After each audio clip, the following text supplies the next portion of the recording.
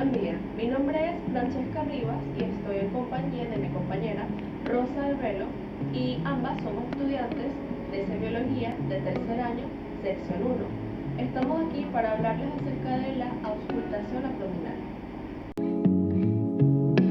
Para una correcta auscultación del abdomen se divide en 9 regiones, las cuales serían el epigastrio, mesogastrio y el hipogastrio. Entonces tenemos que el epigastrio contiene el hipocondrio izquierdo y derecho, el mesogastrio, el flanco derecho e izquierdo y el hipogastrio, la fosa ilíaca izquierda y derecha. En la auscultación abdominal es importante constatar los ruidos hidroaéreos, debido a que estos ruidos son burbujeantes y son llamados borborismos. Y estos refieren la actividad normal del intestino y deberán auscultarse de 5 a 30 ruidos. Si estos ruidos están disminuidos, va a ser un intestino adinámico, es decir, es un hilio paralítico, este intestino no se mueve.